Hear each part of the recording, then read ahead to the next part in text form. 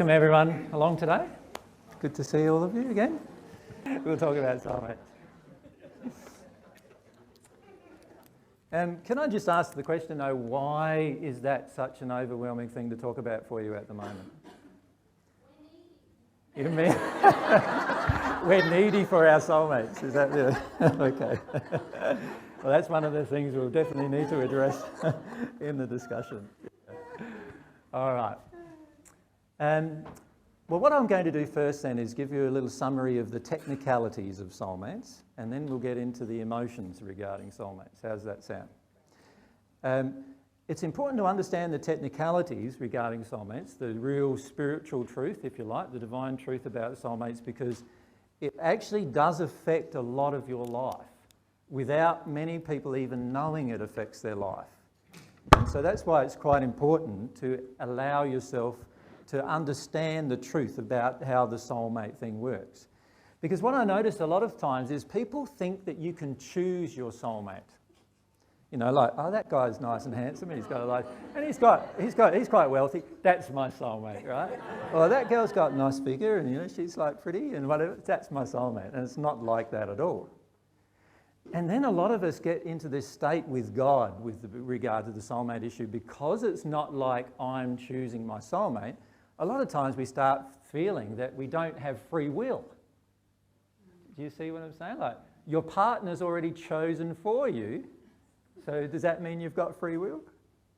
And that's a question that people ask, you know. They say, oh, it can't be true because we all have free will, and so therefore it would break the law of free will, so therefore this soulmate issue can't be true.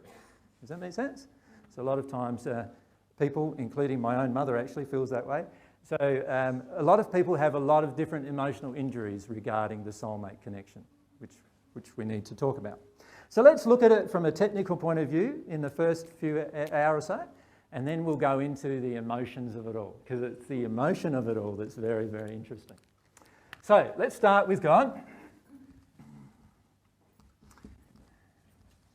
who has masculine and feminine qualities, and God creates souls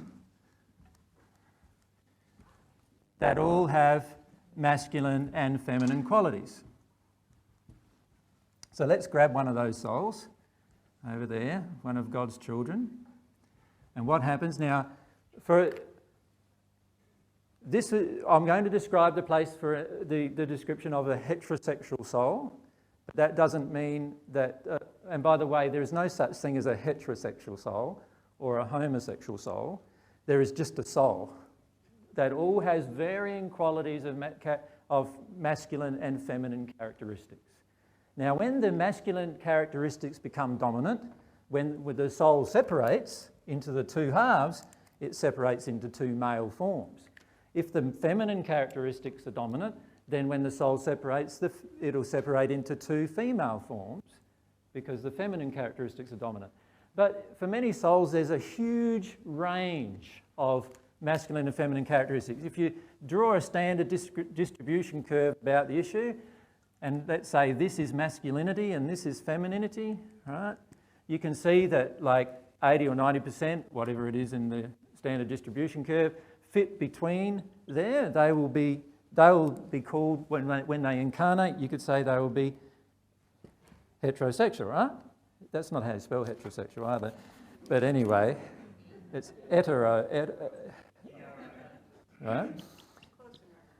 And obviously on the male dominant side in this area here, the souls that incarnate there are going to be masculine, male-based homosexual, right? And obviously the souls that incarnate that have a dominant of female characteristics with some, still got male characteristics of course, but they will separate into, you could call it female homosexual, couldn't you?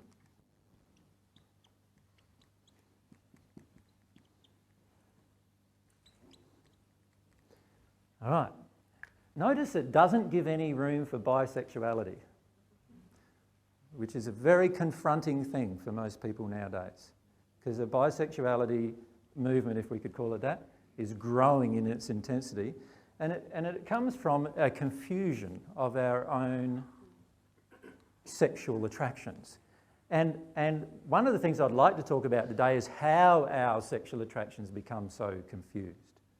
Because the truth is that we can actually be a heterosexual soul but in a homosexual relationship and feel quite comfortable until we start opening the soulmate part of our soul. And I want to talk about that too, what that means to open up the soulmate part of your soul. Well, you can also be in a heterosexual relationship and be quite comfortable but actually be gay. You can actually be homosexual in those relationships. And this is why many grow up in a heterosexual relationship. They get to a certain point in their life where they're starting to connect to their emotions and feelings, and now they realise actually that they're not attracted to males or females, the opposite gender, but now they're attracted to the same gender. There's a reason for that, and that is usually they're more connected to their own emotions as they're getting a bit older for many of these people, and they start realising that the soulmate part of themselves has actually got this attraction. Now, the key is with all of this is God designed us in such a way that there is this huge variety of, if we could call it sexuality or gender bias, there's this huge variety of gender bias inside of inside of the souls of all of us. So some of us will have dominant masculine characteristics, some of us have dominant feminine characteristics, and there'll be this huge variety anywhere in between that. Just like there's a huge variety with music. Some of you feel like you're tone deaf and you can't sing at all, right? And others feel like totally musical. They just pick up a musical instrument, any musical instrument from any age, and away they go and play it. How did that happen? Well, that happened through a whole variety of different characteristics that come. So God's created this whole variety of characteristics in this soul.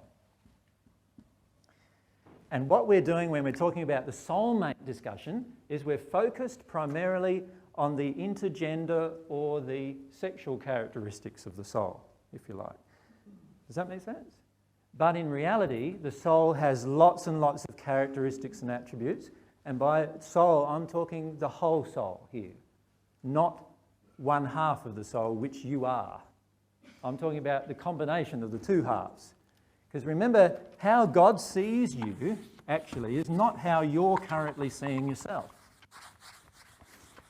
How God sees you is as this one soul, even if you're in two different physical forms.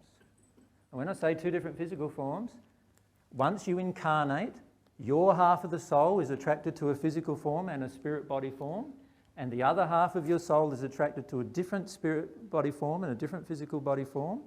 But from God's perspective, you are still one soul. Does that make sense? Ask questions away, by the way. And microphones, if we could have one over here. Thank you. How you doing? Good. Around about what sphere would you need to be in to have the identity of your soulmate truthfully revealed to you, do you think? In the spirit world, normally that happens around the fifth sphere of the spirit world. It's not so much where you need to be, it's what state you need to be in as to when it's revealed to you. You see, for many of us have a lot of emotional injuries about having something determined for us.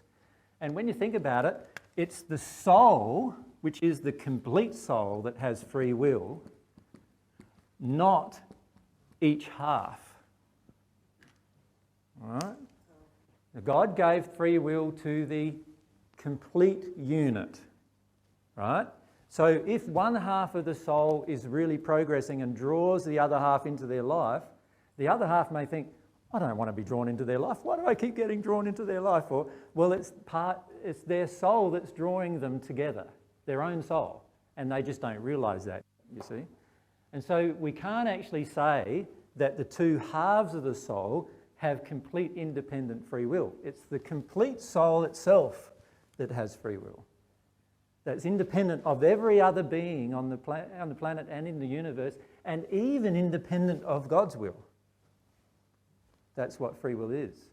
It's the complete independence. But it's the complete independence of the entire soul, not its two halves. So, in terms of when you would find out about who your soulmate is, that completely depends upon whether you're opening up the half of your soul towards the other half. In other words, opening up this electronic, if you like, or this magnetic connection between the two halves. If you open it up, and the way it's opened up is emotional, it's not opened up in any other way.